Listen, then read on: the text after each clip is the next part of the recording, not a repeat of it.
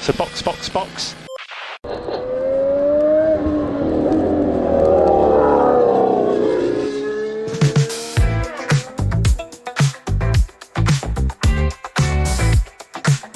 Olá, sejam bem-vindos a mais um episódio do Box, Box, Box. Eu sou o Felipe Junqueira e estou aqui com Denis Augusto. Rapaz, não é que o campeonato teve flexibilidade ao ponto de chegar aberto para Abu Dhabi?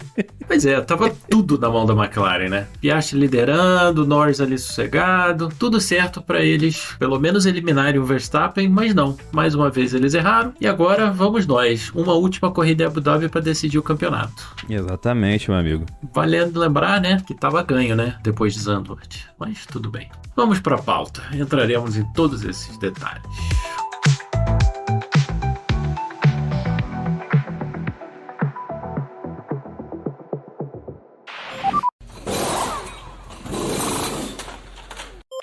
O pódio foi Verstappen, Piastri e Sainz. E isso depois de uma sprint que poderia ser um e-mail, né? Cara, essa pista é de moto. Quando tem o MotoGP no Qatar, é sempre bom, porque eles se jogam em todas essas curvas de alta, os caras se batem. É fantástico sempre, porque é uma pista de moto. Para carro, você não tem nenhum ponto de ultrapassagem assim, que você pode dizer, não, ali no final da reta, pô, dá para ultrapassar. Quantas tentativas a gente viu que não foram? Porque não tem uma freada forte. E outra coisa, cara, o DRS da reta principal poderia começar, acho que uns 100 metros antes, por baixo. Pô, poderia começar muito mais cedo. É só você ver como não é uma pista de carro, uma pista de 5 km, né, que eu acho que tem uma área de DRS. Não tem onde botar outra zona de DRS. Então, assim, o dinheiro obviamente é bom, né? Claro, esse pessoal do Oriente Médio paga bem, mas, assim, é complexo. Porque se você pensar a corrida, fora ali a excitação dos pitstops e coisa e tal, aí quando a McLaren não entrou, papapá, não é que aconteceu muita coisa, cara. Cara, e te dizer que talvez desse pra colocar uma zona de DRS num pedaço lá na frente, tipo, sabe aquela reta curva que finaliza o segundo setor? Não ia adiantar muito, porque não tem como ultrapassar ali, é muito curtinho, cara. Porque, de novo, né, circuito de moto. Você vê, assim, todas as áreas de escape são gigantes. Sim, eu tava tentando defender o indefensável.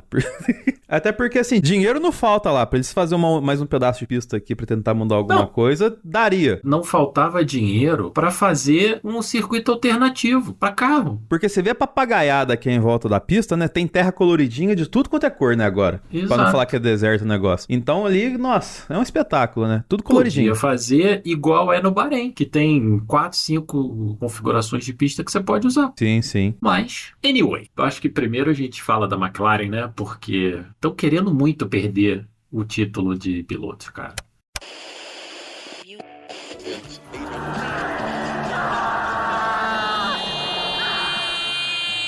I can't, it's broken! It's broken! Fuck!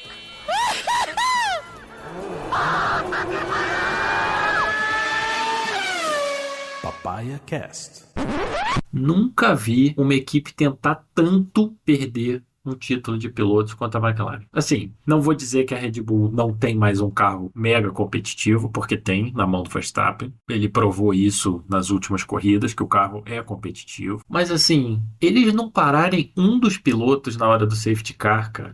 Assim, o óbvio era parar os dois. Não vou nem entrar nesse mérito, tá? Sim. Mas eles não pararem um. Essa ideia deles de não pode favorecer ninguém. O Zac Brown falou, né, depois de Las Vegas, que ele preferia que o Verstappen fosse campeão, a equipe favoreceu um dos pilotos dele. Tá cumprindo, né? É uma das falas mais insanas que eu já vi. Tá seguindo a regra, né? Tá seguindo a regra, mas, cara, o Piastri tem um mega futuro? Tem um mega futuro, com certeza. Mas a partir do GP de Las Vegas, o Piastri tava pra trás, cara. Não, e o mais difícil que é renascer o Piastri, eles conseguiram, entre aspas, assim, esse fim de semana, era isso. O Piastri foi muito bem esse final de semana, que era o piloto errado pra ir muito bem. Ele não ia dar margem pra nada se tudo corresse na CNTP certinho, sabe? Então, Sim. assim, acho que eu não sei se ele chegaria com mais chance, porque o Norris ia ficar em segundo se ele vencesse. Ele ia continuar mal, como ele está mal. Mal de chance de ganhar, né, que você fala. Falando de probabilidade, o Norris tá com a mão na taça, né? Ele precisa basicamente chegar no pódio que ele é campeão independente do que os outros façam. Então, assim, a chance maior é dele. Tem quase 80% de chance de ser campeão. Ele tem um dos 2 melhores carros. O segundo melhor carro da outra equipe, a gente sabe que não vai estar lá disputando o pódio, porque o Tsunoda também desapareceu. Então, assim, a chance dele é excelente. Mas no Qatar, né? Aí ele falando do Lando Norris, não tinha ritmo para acompanhar o Piastri, o que é preocupante. A equipe superestimou e muito o ritmo que o Piastri ia ter depois do pit stop, falou para ele rodar 24 e ele em nenhum momento conseguiu. Então, assim, cara, é uma equipe que me parece meio fora de esquadro para disputar um campeonato com a Red Bull e o Verstappen. Eles demonstram isso como time porque só voltar 2 programas, na verdade voltar na nossa live, porque eu falei, o Max precisava de 2 hecatombes pra disputar o campeonato. E aconteceu uma hecatombe e meia. A desclassificação em Las Vegas,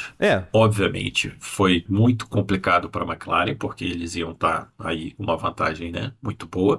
Mas, assim, continua sendo um erro da equipe, cara. Sim, e o que eu ia falar é que a gente esperava essa hecatombe de uma cagada do Norris, ou talvez do Piastri fazendo o que ele fez lá em Austin, assim. E acabou que as duas, ou a uma hecatombe e meia, vieram da própria equipe, que, cara, é totalmente indefensável o que aconteceu em Las Vegas. E é totalmente indefensável o que aconteceu no Qatar. Diz que você estava em uma prova onde você já tinha, vamos colocar assim, passado do primeiro recorte de paradas, porque você foi na volta 9, né? Já tinha menos de 50 voltas, cara. Não tinha discussão ali de estratégia, cara. Tinha que parar. Num lugar que o pit stop é 26 segundos, né, em média, se eu não me engano. Sim, e olha só.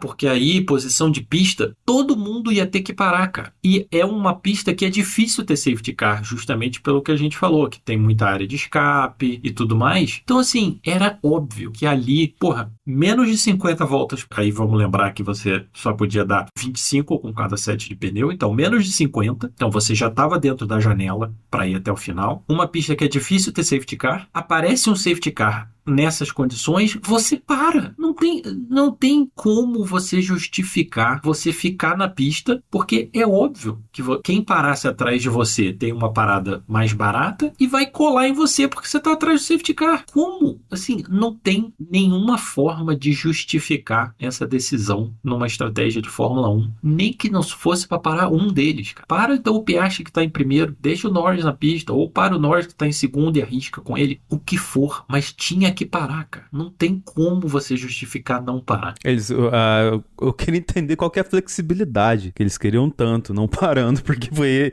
essa é a justificativa. Não faz sentido, cara. Era uma corrida sem flexibilidade por causa do limite do pneu, cara. Não tinha flexibilidade. Você vê que todo mundo parou junto nas 2 vezes. Inacreditável, cara, de verdade. Inacreditável mesmo. Eu achei, assim, absolutamente surreal o erro da McLaren nesse sentido, de não parar pelo menos um dos pilotos. Porque assim, cara, eu vendo a corrida, todo mundo foi pro box, a McLaren passou direto, eu falei, cara, não é possível que eles estão fazendo isso, entendeu? Esse é um negócio que você não acredita. Cara, sim. Por quê? Tá todo mundo fazendo o mesmo rolê. Não tem outra chance de acontecer isso, ainda mais tendo um acidente logo de cara, porque geralmente acontece isso, o piloto fica mais recatado, né? Os outros que sobram na pista são mais comedidos a partir de um acidente, assim. Isso é natural, a menos que, sei lá, pega condições que acontecem em Interlagos, com chove para, assim. É muito difícil a partir de um acidente ter outro acidente, ainda mais uma pista que literalmente ele é inteiro uma área de escape, né? Então, sim, assim, o mais improvável foi ter um safety car, mas era previsível ter um safety car. Foi o safety car perfeito, né, cara? Sim, total. Foi na hora perfeita. Agora há pouco, eu tava vendo um vídeo da Serrazoli e ela falou que uma vez o Toto falou que na Mercedes, se o mecânico chega assim, olha, eu tava imaginando um cenário que pode acontecer em tal volta da prova. A equipe de engenharia fala com esse mecânico e eles levam em consideração a opinião do mecânico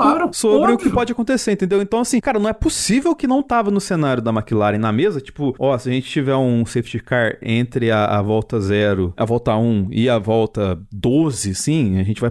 Não é possível, cara. Olha só, eram 57 voltas. O Hülkenberg e o Gasly bateram na volta 7. É impossível que ninguém falou assim, a partir da volta 7, qualquer coisa que acontecer, a gente vai parar no box. Porque aí você faz 25 e acabou a corrida. Sim. É impossível que eles não soubessem isso, cara. Tanto é impossível que todo mundo fez. Tipo assim, essa corrida não foi uma daquelas que o time de estratégia da Red Bull faz uma parada completamente louca e no final eles estavam certos. Essa corrida era o óbvio, ululante, qual era a estratégia vencedora, e foi. Tanto que, quando a gente estava assistindo a corrida, né, e a McLaren não parou, eu falei, cara, o Verstappen ganhou. Se não acontecer mais nada, o Verstappen ganhou, porque era o óbvio. E assim, o recado legal que a Red Bull passa foi no pódio, né? Porque quem vai receber o troféu da equipe, levaram a Hannah, né? A chefe de estratégia. Mas nem acho que tenha sido, assim, o dia que ela mais brilhou, porque... Não, nem... A Hannah faz coisas maravilhosas, geniais a temporada inteira, mas foi muito emblemático ser ela essa prova, porque foi totalmente uma coisa, tipo assim, você tem que ter uma pessoa pra fazer o óbvio aqui pra você, às vezes. Não tem que reinventar a roda, entendeu? E a Hannah faz isso, tem vezes, tem hora que ela faz coisas inacreditáveis e dá certo. Não importa isso. Mas é essa loucura da McLaren de achar que você fazer estratégia diferente é beneficiar um piloto ou outro. Não existe isso, cara. Não existe você virar e falar assim, mas então se a gente fizer isso, a gente está beneficiando. Não, porque pode dar errado também. Da mesma forma, vamos supor que eles param o Norris, tá? Eles param o Norris, junto com a galera. Beleza. Aí, 4, 5 voltas depois, eles tiram o carro do Hülkenberg, tem a largada, tem outra batida, tem outro safety car. E aí? Vamos supor que depois da segunda parada tem uma batida. E aí o Piastri é beneficiado. Você estava beneficiando o Norris? Não, as circunstâncias aconteceram e a pessoa se deu bem. Mas não é que você lá do pit wall vira e fala assim, vamos parar o Norris que a gente vai beneficiar ele. É uma insanidade isso da McLaren, cara. Não faz o menor sentido. Cara, é indefensável. Simplesmente indefensável. E, cara, o Max, qual que é a grande diferença dele, né? O próprio Zac Brown falou, né, que ele parece um personagem de terror, porque você não pode dar bobeira que ele surge, né? E aí foram falar isso pro Max e falou, o Zac Brown falou que parece um personagem de terror. Aí ele falou, pode me chamar de Chuck, né? Então, assim... Mas olha só, para de dar mole, então! Sim, esse fim de semana teve várias declarações muito legais. Eu acho que foi a Mari Becker que falou, teve um podcast da Fórmula 1 e o Vettel falou que admira muito em você, que você é um cara que tá sempre pronto e sempre mentalmente preparado para cada vez que surgir uma oportunidade, você aproveitar e fazer isso. O que você tem a dizer a respeito disso? Ele só virou e falou assim, é verdade, eu concordo com isso. Sim. Cara, a gente fala aqui desde 2021, no mínimo, que esse cara, ele é forjado pro raio desse esporte aqui desde quando ele começou a sair da fralda, entende? Desde que ele era moleque. Então, assim, ele não tinha o carro, claramente, não tinha o carro mais rápido desse fim de semana, e ele conseguiu se colocar no máximo que ele conseguiu tirar dele. Porque ele sabia que acontecesse alguma coisa ia sobrar pra ele, entendeu? Ele deu essa declaração. Ele falou, a gente, né, a Red Bull, vem maximizando os resultados o ano todo. E é verdade. Toda oportunidade que aparece, eles fazem o máximo de pontos possíveis. 25, 18, 10, 15, não interessa. Eles marcam os pontos que dá pra marcar. Quantos pontos a McLaren deixou na mesa por insanidades, por erros do piloto, por erro de estratégia? É isso. A diferença da gente estar indo para a última corrida do campeonato com o título ainda indefinido é simplesmente pelos erros da McLaren, porque era para o campeonato ter acabado há muito tempo. Cara, olha só, 15ª corrida do ano. Final do GP da Holanda, o Verstappen estava 104 pontos atrás do Piastri. Ele está na frente do Piastri.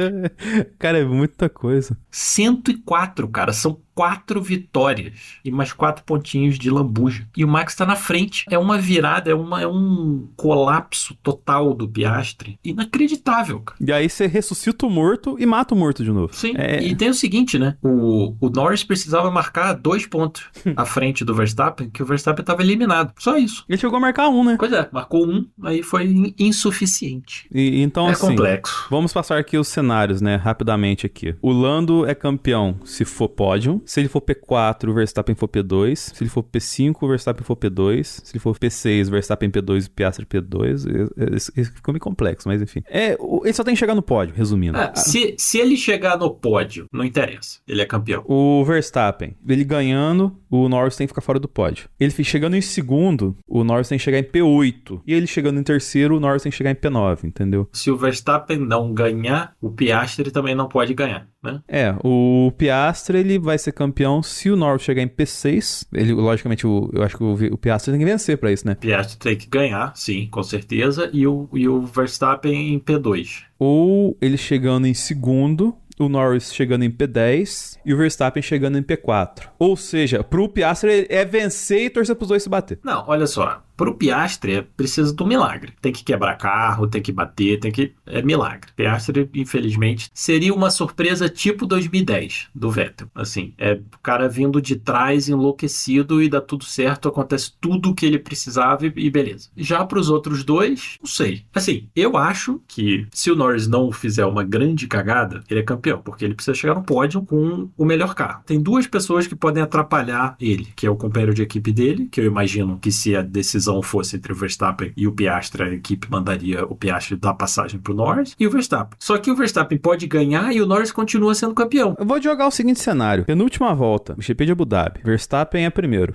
George Russell é segundo. E Piastri é terceiro, Lando Norris quarto. Eles mandam passar, fala sério, né? Mas você acha que o Piastri deixaria? Eu acho que ele deixaria porque ele precisa depois sobreviver dentro da equipe. Eu acho que ele não deixar o Norris passar pelo título, eu acho que o clima ia ficar complexo. Tá, mas feito isso, você acha que o Piastri chegaria com qual moral pro ano que vem? Você acha que ele chegaria tranquilão, tipo assim, acabou, passou borracha, ou isso ainda ia virar um fantasma na cabeça dele? Eu acho que ele já tá numa situação muito complexa mentalmente, porque ele derreteu. Eu acho que ele já vai ter que passar essas férias pensando muito bem no que ele quer da vida, porque, cara, foi um colapso histórico. Ele estava muito bem no campeonato, ele estava liderando o campeonato, estava com tudo na mão dele e a partir do Azerbaijão ele entrou em colapso e foi isso. Então assim, ele já ia ter que chegar em 2026 com um carro novo, tendo passado esses meses de férias numa reflexão muito boa. Ele deixar o Norris passar ou não, cara, eu acho que não atrapalharia muito não. Eu acho que seria talvez até combustível para ele voltar com mais gana de ganhar do que qualquer coisa, porque assim, ele tem que saber que quem causou o problema para ele foi ele próprio. Aquela batida no Azerbaijão e depois todas as corridas que ele foi mal, tudo culpa dele, cara. Não foi culpa de ninguém. Ninguém bateu nele, ninguém jogou ele para fora. Foi tudo performance dele. Esse fim de semana ele deu uma declaração que passou meio despercebida, que é óbvio, né? Mas tratando do Piastri acaba sendo novidade, de que sim, que ele achou mais injusto na temporada foi ele ter que trocar de posição em Monza. Então, assim, ele já começa a externalizar alguma coisa. Cara, mas assim, honestamente, bicho, se ele ainda tá pensando nisso, ele tá com a mentalidade muito errada, porque já foi. Ele se deu bem também que o Norris quebrou na Holanda, cara, e aí, entendeu? Assim, Monza foi feio, eu acho que ninguém concorda que aquilo faz qualquer sentido, mas eu acho que não interessa mais, bicho, passou já, foi há meses atrás, entendeu? Sim. Se ele ainda tá pensando nisso, ele tá, infelizmente, seguindo os passos do mentor dele, do Mark Webber, que ficava nessa de ficar remoendo coisa que a equipe fazia com o Vettel e em vez de se concentrar em ganhar do Vettel. Eu acho que talvez nesse ponto coubesse um pouquinho de orientação em cima de vivências de coisas pra não se repetir, né? Mas aparentemente Mark Webber não aprendeu. Ou não consegue transmitir, né, pro pupilo dele. É. Do lado da Red Bull, né, Tsunoda começou o final de semana bem, depois desapareceu, ainda marcou um pontinho na cagada, porque o Hadjar quebrou, né? E teve também o rebaixamento, né? Praticamente oficial agora selado do Hadjar pra Red Bull, né? Ano que vem.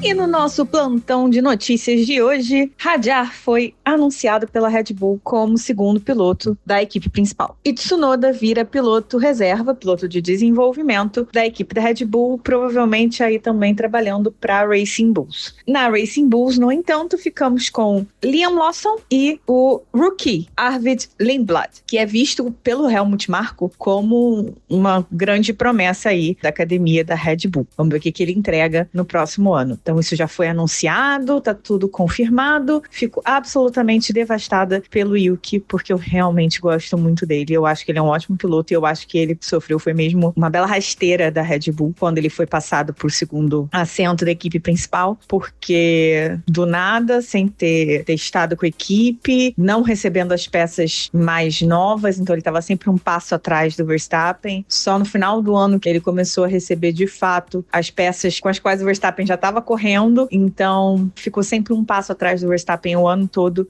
nesse quesito de atualizações, né? Atualizações, testes, parece que foi absolutamente feito para derrubar o cara, para tirar o cara, porque tava todo mundo pressionando que não, que ele tinha que ter tido a chance, não teve, então vamos mostrar aqui que ele não é tão bom assim. Essa que ficou a sensação para mim, e a sensação total de uma rasteira que ele tomou. Mais uma vez o moedor de carne da Red Bull tá aberto, tá ligado, vamos ver se o Hadjar consegue escapar, consegue quebrar essa engrenagem. Pode ser que dê muito certo, pode ser que o próximo carro da Red Bull, por ser um carro absolutamente novo, do zero, etc, seja um pouco menos extremo nas suas opções de setup e o Hadjar consiga extrair dele mais do que os outros pilotos extraíram nos carros desse último regulamento, mas também pode ser que, seja completamente louco, seja super restrito e o Hadjar sofra também como sofreram os outros, e aí todo o trabalho que ele fez maravilhoso na Racing Bulls esse ano, que foi muito bom, seja aí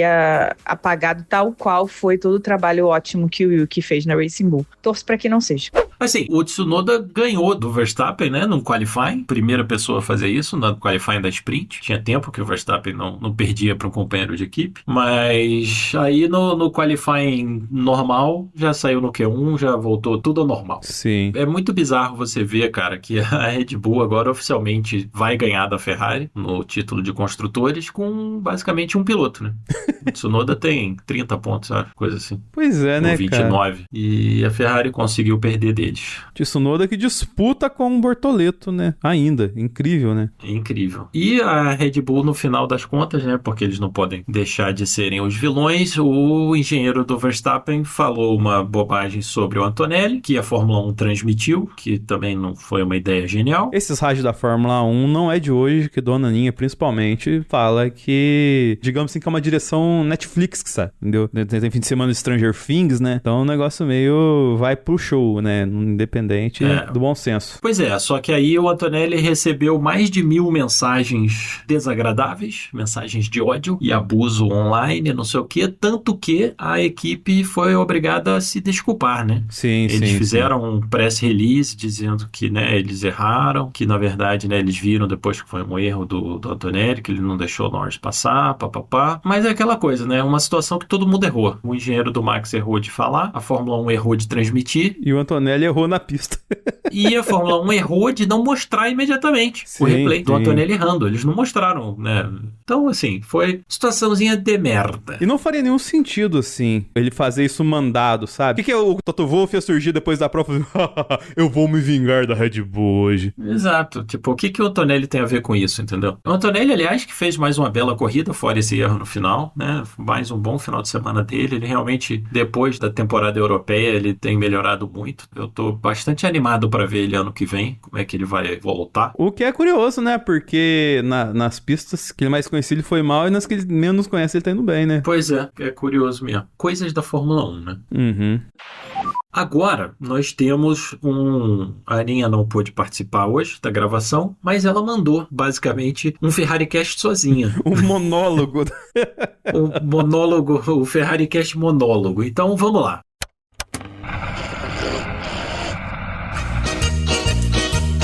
Uma bosta. Competência que chama. Puta que pariu. Ser ferrarista é complexo. Tá difícil ser ferrarista. Foi nada diferente do que a gente já tá acostumado. E aí fudeu 2 campeonatos. Só 2 palavras aí, viu, Binotto? Parabéns. Parabéns, Binotto. FerrariCast.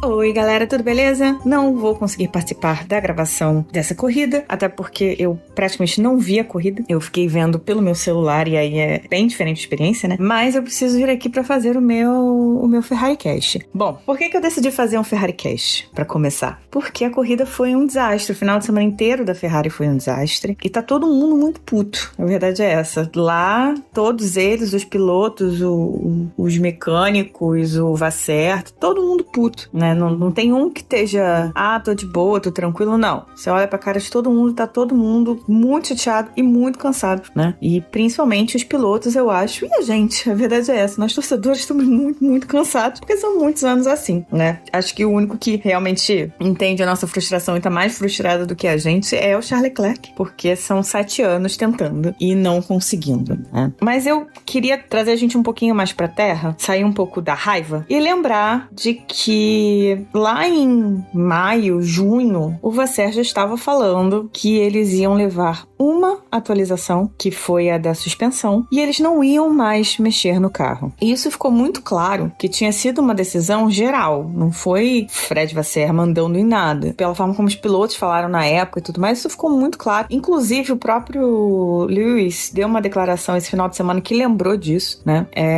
De que eles não iam mais levar a atualização. Em contrapartida, outras equipes levaram, inclusive as que estavam lutando com a Ferrari pelo P2, né, do campeonato, que hoje, né, a Ferrari já é P4 confirmada. Então, realmente ficou difícil de lutar. E eu não vou dizer pra vocês que foi a decisão correta ou a decisão errada. A gente só vai saber se foi a decisão correta ou se foi a decisão errada ano que vem. A verdade é essa. Porque a Ferrari parou de realmente desenvolver o carro pra poder fazer e focar 99% do tempo no carro de 26. Então, a gente só vai saber se valeu a pena ou não no ano que vem. Agora, em relação a essa corrida especificamente, os dois pilotos sofreram muito. E, assim, foi unânime ali que os dois estavam, como diz o Dennis, perna longa triste, né? Rolou aí uma polêmica com a transmissão, de que falaram que o Hamilton foi grosso e tal. É bullshit, besteira, bobeira e nossa, ninguém nem tem que dar atenção pra esse tipo de coisa, porque realmente não faz o menor sentido. Ele tava chateado, a pergunta foi super simples e ele respondeu de forma simples. Não teve muito o que falar. A transmissão falou merda, a verdade é essa. E o Charles Leclerc também ficou, nossa, desolado, assim. Ele falou que o final de semana foi um desastre e tudo mais, e foi mesmo. A onboard do Charles na corrida, eu tava com ela pequenininha, né? Eu tava vendo muito pouco, e aí eu olhava pra onboard de vez em quando. E aí, às vezes, eu botava no áudio dele. A onboard era um desespero. E o Brian falava as coisas pra ele, e ele tava assim, cara, foda-se. Ele tava muito com... As respostas do Charles eram muito... Tipo, foda-se, não quero...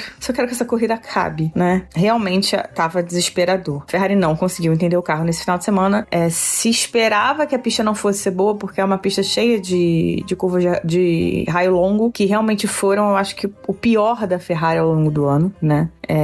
Então, realmente, essa pista era pra ser um desastre. Agora, preciso também comentar que, e assim, não me matem, fãs do Lewis, eu amo o Lewis e eu estou muito feliz que ele tá na Ferrari, tá? Isso não faz com que eu não possa criticá-lo, tá? Se eu critico o Charlie, já xinguei ele de tudo quanto é nome, também vou criticar o Lewis. O carro é uma merda, o carro é uma merda. A Ferrari faz merda, a Ferrari faz merda. O Adami não se comunica da melhor forma, o Adami não se comunica da melhor forma. Mas não é o fato de o Adami dizer que ele perdeu 2 posições em vez de 3 que faz a diferença. Assim, de verdade. Com ele lá atrás, o Adami ter confundido falado 2 em vez de 3. Acho que assim, tá todo mundo muito puto e aumentam certos problemas, certos erros, numa proporção assim bizarra. Sim, acho que o Adami já deu, mas isso eu já acho há muitos anos. Mas não é o Adami que tá dirigindo o carro. Não é o Adami que tá na classificação. E dessa vez, não houve qualquer erro nesse sentido. Da Ferrari, do Adami, enfim. Tá tudo na conta do Lewis, né? Na direção. O carro é uma merda, mas o Leclerc foi pro Q3 nas 2 classificações. E o Lewis, em ritmo de corrida, ele vem tomando uma piaba também. Então, acho que a gente pode sim falar os dois. Falar que o carro é uma bosta, mas que o Lewis está tendo uma performance esse ano muito abaixo do que ele é capaz e do que era esperado também. Sem tirar o mérito do Charles de estar colocando o carro no Q3 quando ele era no máximo um carro para Q2. O que eu esperava desse carro, principalmente nessa corrida, depois que eu vi dos treinos e tudo mais, era os 2 pilotos saírem no Q2. Era isso que eu esperava. Não é um carro para sair no Q1, mas também não é um carro que se espera que chegue no Q3. Para chegar no Q3 é para fazer o que o Charles fez, que foi ficar em 9º e 10º, porque não tem mais o que fazer. Agora, realmente, a forma do Lewis esse ano, e aí eu vou falar até do segundo semestre, tá, assim, realmente muito ruim. O que muito me estranha, por quê? Porque pra mim, ele tinha que estar evoluindo, ele tinha que ter melhorado a forma dele de entender o carro, de entender os problemas que o carro tem, como dirigir em torno desses problemas, e ele não conseguiu aprender. Porque no início do ano, ele tava muito mais próximo do Charles. E eu digo aqui não em questão de head-to-head, comparação direta de posição, enfim. Eu digo ritmo de corrida, tempo de volta, né? Esse tipo de coisa, ele tava muito mais próximo no início do ano. Do meio do ano pra cá, eu acho que, sei lá, a frustração chegou num ponto que ele só quer que o ano acabe. Acho que meio que aconteceu com a Mercedes no finalzinho ali também. E, cara, simplesmente ele só foi piorando. Pode ser que semana que vem ele, sei lá, o carro esteja um pouco melhor, o carro esteja um pouco mais equilibrado, eles consigam entender melhor e ele tem ali um insight, um brilhareco entregue. Espero que faça isso. Mas realmente as últimas corridas do Lewis foram bem complicadas, assim. As últimas classificações foram bem complicadas e ele vai precisar resetar muito pro ano que vem. A sorte dele é que não só ele reseta, como a própria Fórmula 1 reseta, né? Com o novo carro, que é absolutamente complicado, diga-se de passagem. Mas ele usa muito menos o efeito solo, né? Então, o downforce tá mais nas asas, mais na aerodinâmica do corpo do carro, né? Como era antes, na época em que ele era o grande líder, vamos dizer assim, da Fórmula 1, na época que ele fez os 7 títulos mundiais, enfim, na época que ele estava dominando. Pode ser que aí ele ganhe uma sobrevida, vamos dizer assim, na Fórmula 1, antes de ele aposentar e termine numa boa nota, né? Assim espero. Mas que esse ano, realmente, ele fez um caminho de involução e não de evolução, ele fez. E isso muito me surpreendeu, né? Por isso que eu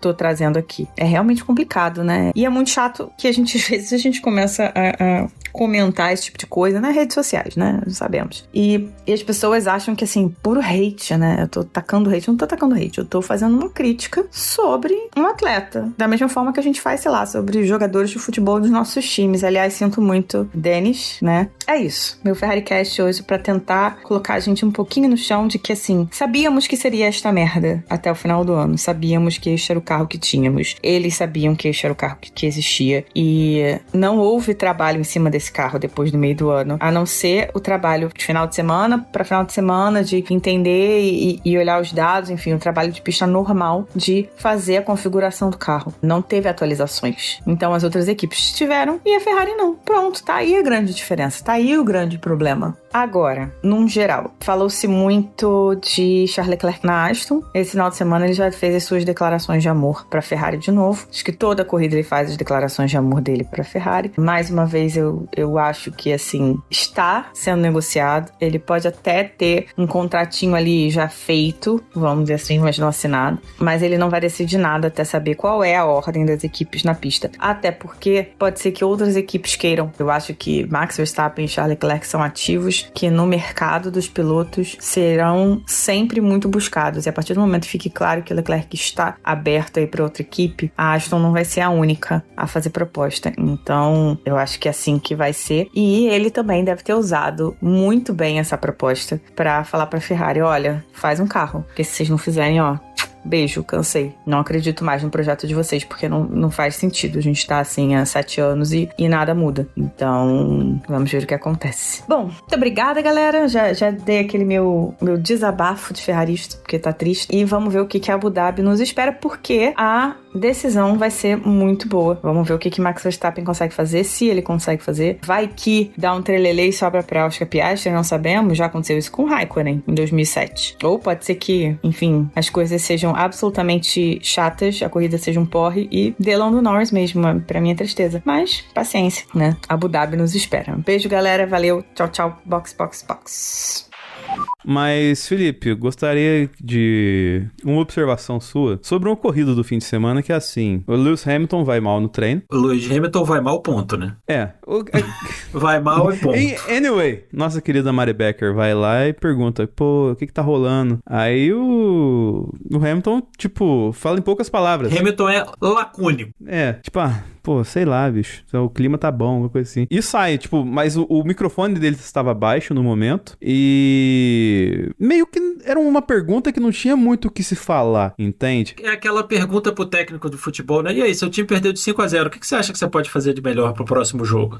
Cara, vai falar o quê, amigo? E aí o que se sucede depois disso são cerca de 2 minutos de impropérios do suposto narrador sobre o comportamento do Hamilton e papapá. Eu não vou repetir aqui porque não convém, mas infelizmente você acha isso fácil na internet. Assim como você acha fácil na internet o vídeo da entrevista, você vê que em nenhum momento o Hamilton nem sequer revirou virou o olho e fez uma cara brava pra Mary Becker, entendeu? Ele só tava sendo Hamilton e respondendo uma pergunta meio que existencial perante o contexto ali, entendeu? E não tinha muita coisa pra falar tecnicamente, saca? Aí eu acho o seguinte, nessas horas, número 1, tá? O atleta, nesse momento, ele tá no pior momento dele. O atleta decepcionado, o atleta frustrado, o atleta que não conseguiu entregar a performance que ele gostaria. O atleta é ser humano, então eu acho que todos nós temos os nossos momentos de frustração e de lidar mal com as frustrações. E você julgar a pessoa, você julgar o comportamento, você por causa disso é sempre uma grande bobagem, né? Temos aí quantos exemplos na Fórmula 1 e todos os outros esportes. Para mim, o mais clássico é aquele copo d'água do Mark Webber, que a gente já falou dele, né? Que ele bate o copo de água na mesa. Mas tem inúmeros outros exemplos, né? De frustrações que o piloto lida mal, que o chefe de equipe lida mal, e por aí vai. Eu acho que são todos seres humanos sob enorme pressão, e eu acho que a única lição, mais uma vez, que fica é que esse sujeito que fez esses comentários não deveria estar fazendo o trabalho que ele faz, né? Porque, obviamente, não tem a estrutura emocional necessária para isso. E o pior é que a transmissão, momentos depois, tentando se corrigir, a transmissão local coloca o áudio com o microfone corrigido, pegando certinho o áudio do Hamilton assim, não coloca imagem, mas independente de se você entendendo o que o Hamilton fala, mesmo em inglês, não teve uma retificação assim, sabe? Não. E assim, aí temos que dar o valor ao que a gente tem de bom. A Mariana Becker é uma pessoa que tem é respeitada no paddock por todo mundo. Eu acho que ninguém faria, né, destrataria ela dessa forma por querer. Quando rolou do Alonso, até ele pegou mal, ele pediu desculpa, né? Sim, porque ela é uma repórter que tem um perfil respeitado no paddock, entendeu? Então, eu acho que essas dores de cotovelo todas caem na velha síndrome do vira-lata do que o Nelson Rodrigues identificou há tantas décadas atrás, que a gente acha que tudo que é contra alguém, né, dos nossos é um grande absurdo, coisa e tal, e nem sempre é um grande absurdo, né? Tem horas que é simplesmente uma circunstância que não precisa ser tratada como uma opção nuclear, né, de causar transtornos e coisa e tal. Mas é isso aí.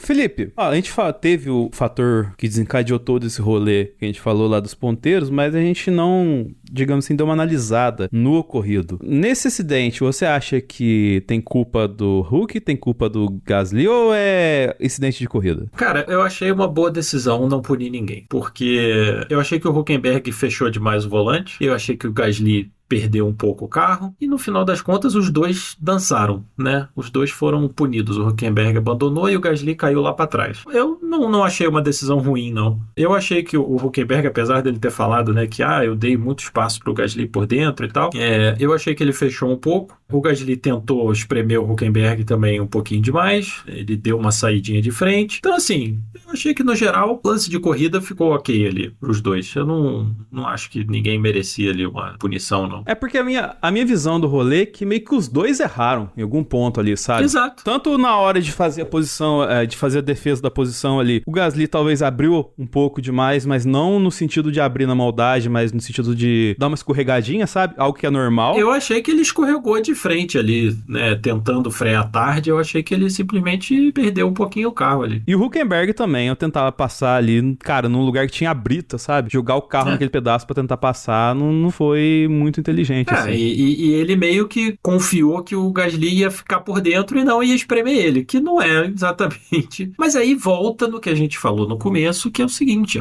é uma pista que não tem um ponto de ultrapassagem óbvio. Então você tem que dar seu jeito. E o jeito ali, para quem assistiu a corrida da Fórmula 2, as duas, inclusive, foi um festival de gente empurrando o amiguinho para fora da pista. Porque o cara tem que meter por fora para tentar, né, a ultrapassagem por fora, você só dá um chega pra lá e fala, vai lá pra brita e tchau, entendeu? É um fator também do circuito. Eu gostei da decisão de falar, não foi culpa de ninguém precisa ser punido. E segue o baile. O que dizem é que no regulamento novo, esses carros, eles serão mais ágeis, né? E aí movimentos assim serão possíveis a partir de 2026. A ver, eu não não sei muito bem se vai ser isso não. Vamos ver. Cara, como foi em 2022, como foi em todas as outras mudanças de regulamento, o que a FIA acha que vai acontecer e o que as equipes acham que vai acontecer são duas coisas bem diferentes. Então, a ver. Sim.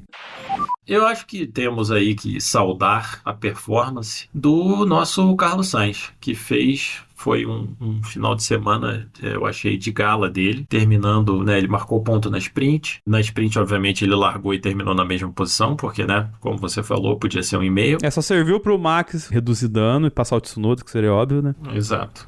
Mas na corrida eu achei que ele foi muito bom mesmo. Foi um corridaço dele. Agora, incrivelmente, né, após a corrida de Baku, o Sainz tem 2 pódios, que é o mesmo número de pódios da Ferrari e um a mais que o Piastri. Então, assim, eu não sei se a gente parabeniza o Sainz ou vai a Ferrari e o Piastri. Talvez as duas coisas ao mesmo tempo, né? Mas eu achei que o Sainz foi muito bem. Mais uma vez, né, lembrando a época de Ferrari fazendo estratégia de dentro do cockpit, falando, vamos fazer isso, vamos fazer aquilo. Ele, no final da corrida, teve um probleminha e segurou bem. O rádio dele é maravilhoso. Ele achou que ia cair o mundo ali, né? Exato, mas né, o cara começa a sentir alguma coisa errada. Nesse momento é desesperador mesmo. Mas eu achei que ele foi muito bom. E tem o seguinte, né? Agora com esse resultado, a Williams está basicamente garantida terminar em 5º lugar, a não ser que a corrida de Abu Dhabi seja tipo corrida maluca. Tipo o Brasil, né? Mas a única coisa que vai chover lá no máximo é areia, né? Exato. E o Albon e o Sainz, né, garantiram o P8 e o P9, que é também o melhor possível para quem não tá nas 4 primeiras. Então, assim, acho que é uma temporada de muito sucesso para Williams, que não necessariamente no começo a gente diria que era provável. Uma temporada muito bem sucedida para os pilotos e para a equipe. Reforça a qualidade do James Vowles, né, do trabalho que ele está fazendo junto com a equipe toda, de recuperar o que era a Williams e o que ela está voltando a ser agora, né? Agora, obviamente, precisa dar um salto muito grande, que é sempre possível quando você muda de regulamento. A gente vai ver o que eles vão construir, mas eu pelo menos fiquei muito satisfeito com essa corrida do Sainz, o final de semana todo do Sainz. O Albon não foi tão bem, mas ele já tem pontos suficientes para garantir aí esse P8. O Sainz, se marcar um outro pódio, chegar em 4º, 5º, ele consegue até passar o Albon, mas aí veremos, né, se a Williams vai carregar essa performance do Qatar para Abu Dhabi.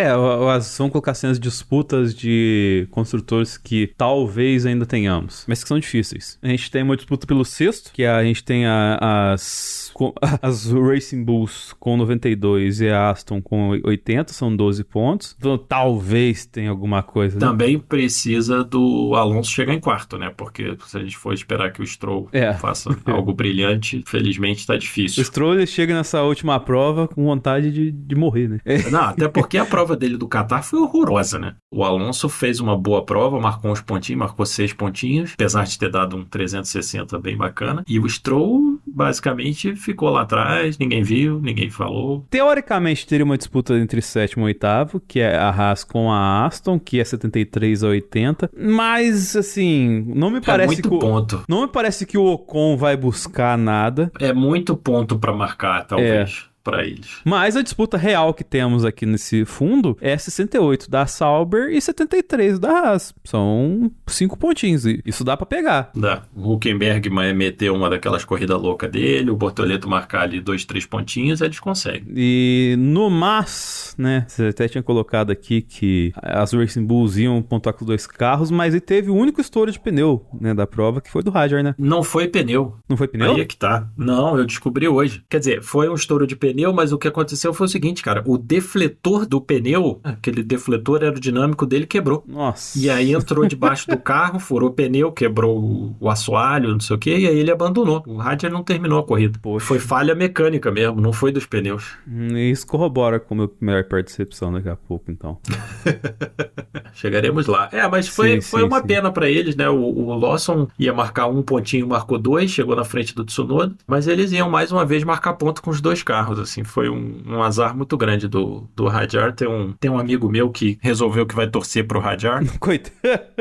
E falou que tá difícil, porque ele tem tido azar. E eu falei, o maior azar dele tá vindo ainda, né? Que é ser promovido pra Red Bull. Que beleza, hein? Mas antes da gente mudar de assunto, a gente tem, né, a nossa grande torcedora do Carlos Sainz que quer dar o veredito dela. Então tá aí, nossa querida Juliana. Por favor, Edu, fale com a gente. E aí, galera! Não consegui gravar o episódio, infelizmente, porque eu tava louca pra falar sobre essa corrida maravilhosa em que Carlos Sainz consegue o terceiro pódio do ano, se a gente considerar o pódio da sprint. Um feito que nem ele, nem James, nem ninguém imaginava. Ou vai dizer que você imaginava? Ninguém imaginava. E assim, é o momento, entendeu? Garantiu o P5 de construtores pra Williams. Foi impecável. Piloto do dia, na minha opinião.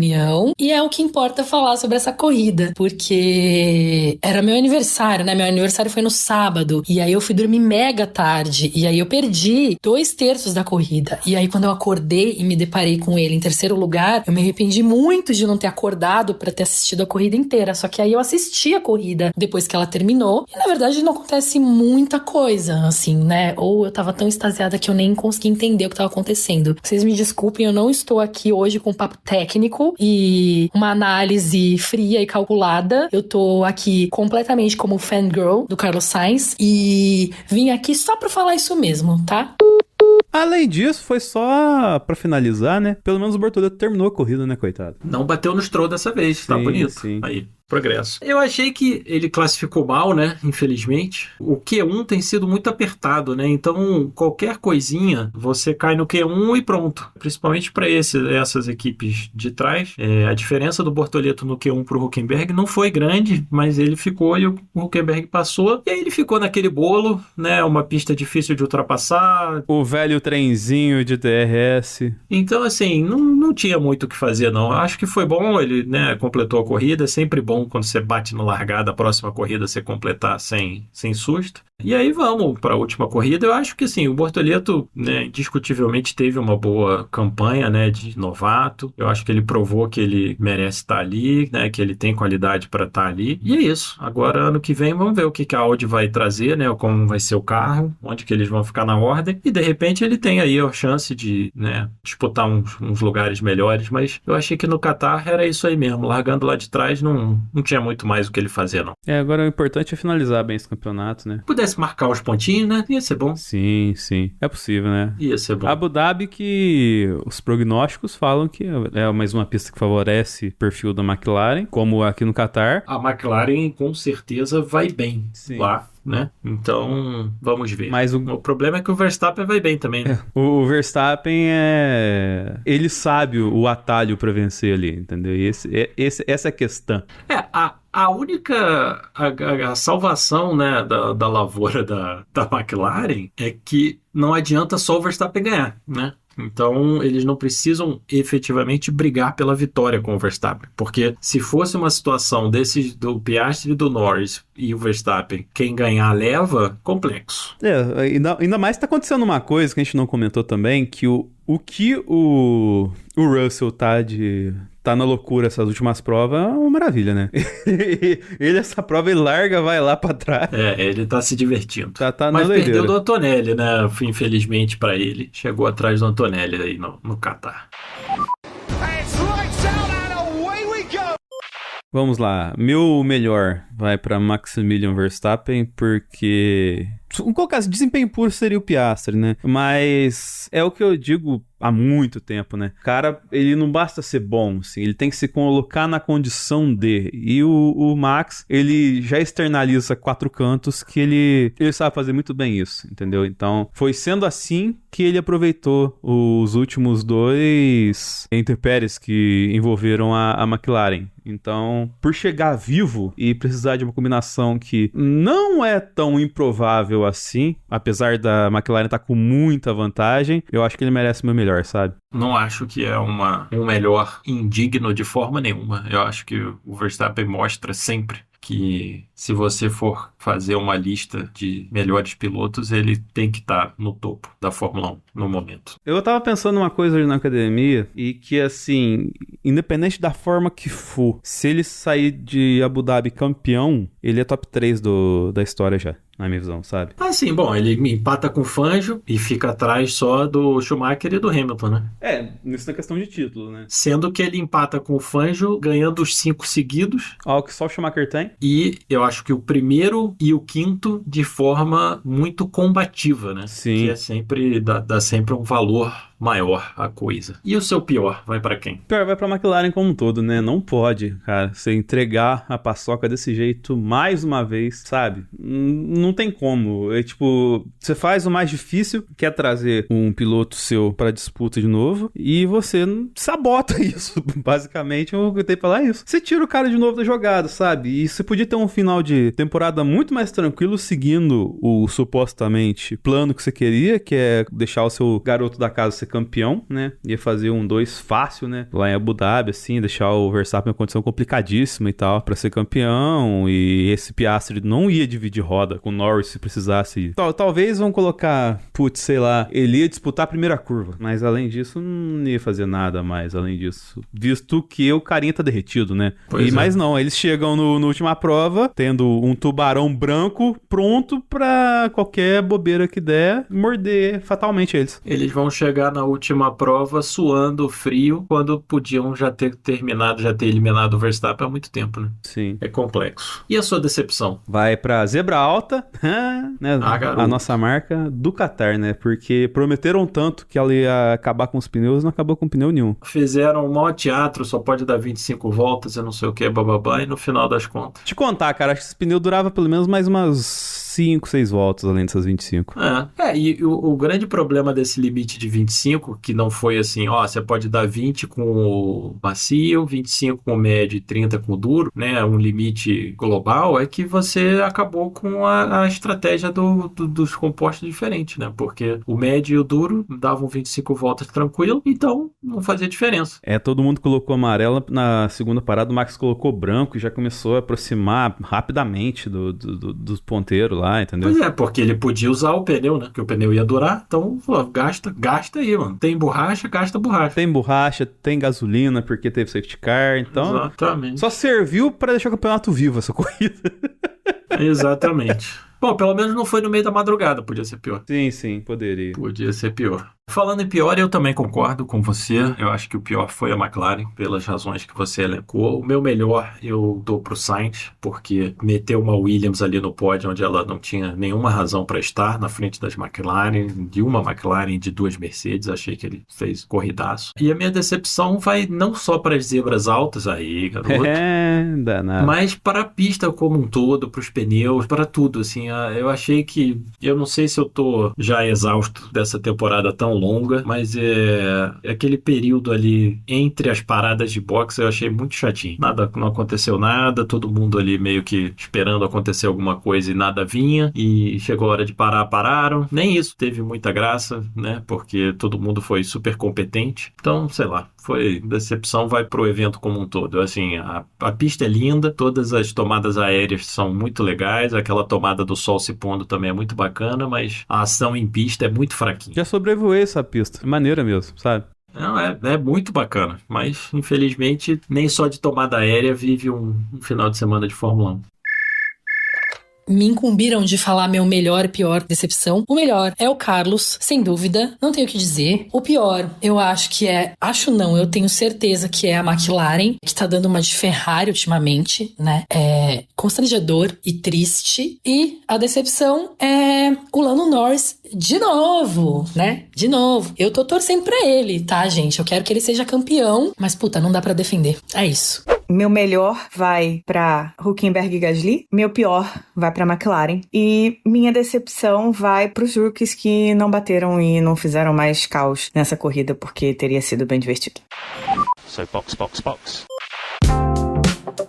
Enfim, Phillips, é isso. É isso. A gente, antes de terminar, precisa só fazer o nosso tradicional agradecimento aos nossos apoiadores, sem os quais nós não estaríamos aqui. Então, Com certeza. aos nossos apoiadores Monza, vai aí um agradecimento de coração a vocês. Muito obrigado. Obrigado. Vocês ajudam muito, né? Vocês são a razão pela qual a gente está aqui fazendo isso. E para os apoiadores Silverstone, Interlagos e Mônaco, vai o nosso agradecimento nominal para Marcelo Alonso, Isabela Marques, Ed Silva, Andressa Venturini, Felipe Sueiro, Fernando Jambeiro, Viviane Rocha, Jéssica de Araújo, Márcio Ferreira, Jaime de Oliveira, Ráfaga Rodrigues, Leonardo Santos, Bruno Lopes, Hugo Stermani e Bruna Soares. Fica aí o nosso muito obrigado. Se vocês quiserem falar com a gente, estamos sempre no podcast boxboxbox@gmail.com. E também lá no Spotify na aba de comentários. Exatamente, sempre bom receber nos comentários. Deixe pra gente lá suas 5 estrelinhas, favoritos e tudo mais, thumbs up. Tudo que você coloca pra enriquecer o nosso rolê é bem-vindo. E o nosso e-mail também é a chave do Pix, se você quiser dar aquela contribuiçãozinha não permanente, a gente aceita também de bom grado. Todos os nossos recursos são investidos no podcast para trazer o melhor produto possível para vocês. E agora temos só que esperar. Sim. O final de semana finalmente vai resolver essa temporada, fechar o ciclo, né, de 22 a 25 da Fórmula 1. Talvez seja a última prova veloz em algum tempo, né?